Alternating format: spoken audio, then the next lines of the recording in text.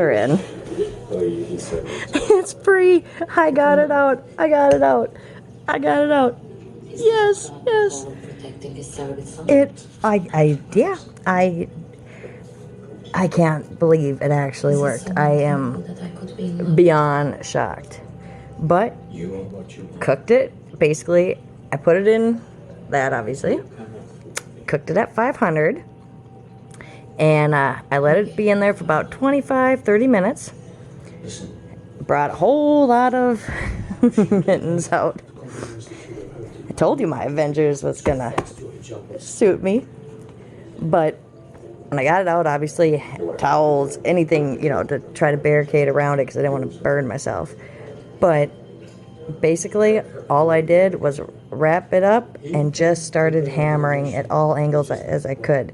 Hammering even from the back, anything. I mean, just whatever I could do. Just hammer, hammer, hammer. And after I think I've been at it for about 30 minutes, maybe? Maybe 40. Who knows?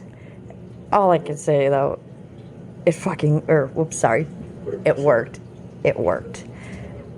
For all of us that don't like to use torches or don't have torches, and we run into this issue of freezing, or, a seized, or seized, frozen, whatever, sliding pin on the brake calipers, and we have to somehow figure out how to get them out.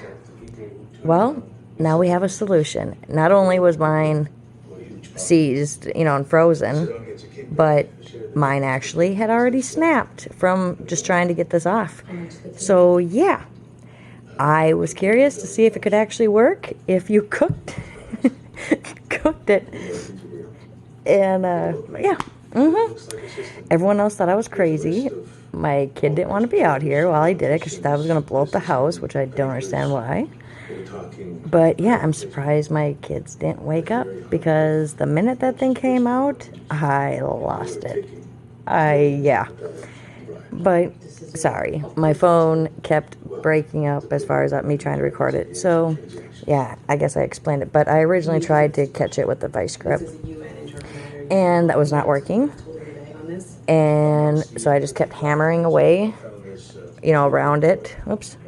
Around it. And then my little makeshift, my good old makeshift flat screwdriver. I figured if I was going to ruin one, might as well let this one be it. But I put this, basically just around, and would hammer at all different angles over and over and over again. And this stuff, this is my favorite thing on earth. After about 10 minutes or so of smashing that, I sprayed a little bit of this, and you watched it literally boil. And once it would sit there and boil, then I'd start hammering yet again around. I'd put my vice grips on, attempting to grab at it.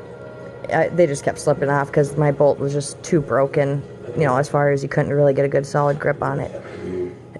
And then after quite some time, it seemed like it had a little bit of a movement, but I wasn't sure if I was imagining it or not. So I figured, screw it, I'm gonna grab one of my sockets and see if I could, from hammering it, with this, it was like I was kind of angling or making a shape of the broken end, not even meaning to. And I figured, hell, if it was hot enough, maybe I could hammer on a socket. So I found one that was a little bit, tighter than what the head was, and I just pounded the hell out of this. Got her on there. I used my little guy, went a little bit to the right, then I went a little bit to the left, back and forth for about 4 or 5 minutes. Just a little bit, because I was scared that I was going to break it off even more. Then I was just really going to be screwed. And when it seemed like it was getting a little, spinning, I wasn't trying to pull back. I was simply just trying to turn to the right and the left, to see if I could work some of that stuff, down farther in there. And once it seemed like it really wasn't having a whole lot of resistance, turning, figured, screw it. I wasn't sure if I was actually breaking the bolt off more, or if I had rounded off the socket from hammering it on. So I figured I'm going to take my little ratchet off of there and actually peek inside, because I could see a little dot in there. And that way I could see if it was actually spinning. And then that's when I put the vice grip on the actual socket, because then I could have a decent grip. And when I spinned it, I could see it was actually moving. So I went, more to the right, more to the left. And once I could make it all the way around both directions with like no hiccups, that's when I figured, screw it. I held that thing down with, my pots, whatever, and just started slowly trying to wiggle it up. And sure as shit, it came out. I'm surprised. I could have sworn I had woken my kids up because I went running into the damn rooms after I was screaming and hollering because it was like the lottery. But I can't believe it. I figured, I just, I can't believe it actually worked. I mean, this is absolutely just insane. Because you could see, how disgusting it was. And obviously, if you looked at the beginning, you could see it was broken because it snapped when I was trying to take it off.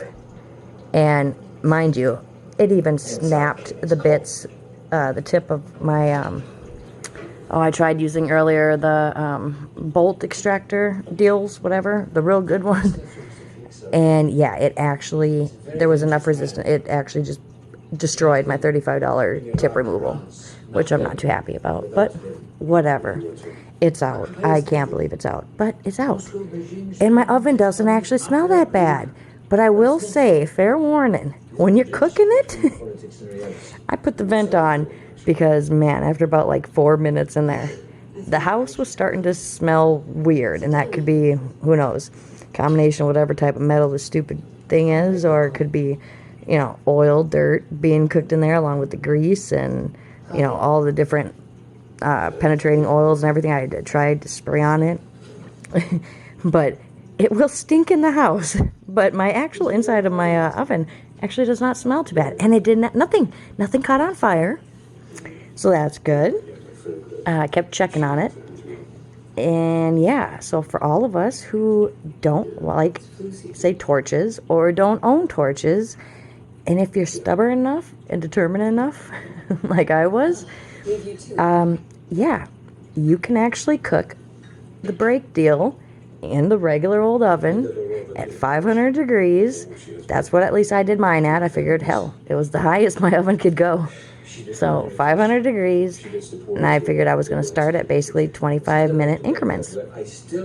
And yeah, figured I would attempt it. If it didn't work, I was going to just throw it back in the oven for another half hour. Because worst case, I just default. I had already bought another one of these, new one, because I wanted to obviously finish this tonight.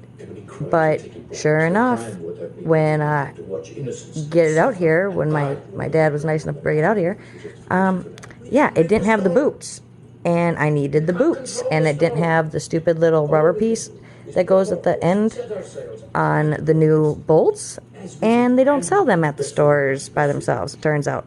So I was determined to say, screw it. I might as well attempt to see, for one, figure out if it can actually work.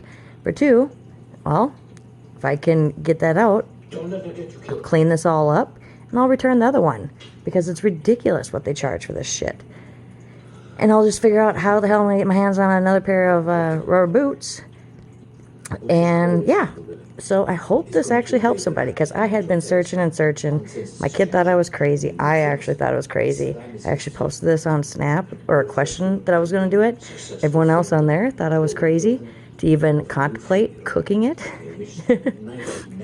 But yeah, so now we all know it actually works. You can cook a brake housing, whether it's a broken seized pin or just a seized. I mean, hell, it would have been so much easier, I think, if the bolt, for me, it wasn't broken off, because at least I could have gripped it, after I would have heated it up versus hammering it from side to side. But I hope this helps somebody, because, man, now I'm determined to say, go out and grab my other pair, because I've got a pair that have seized on both of them for my other car, and I've been actually wanting to use them, but the stupid pins were frozen, and I don't own a torch, and I frankly don't want to buy a torch.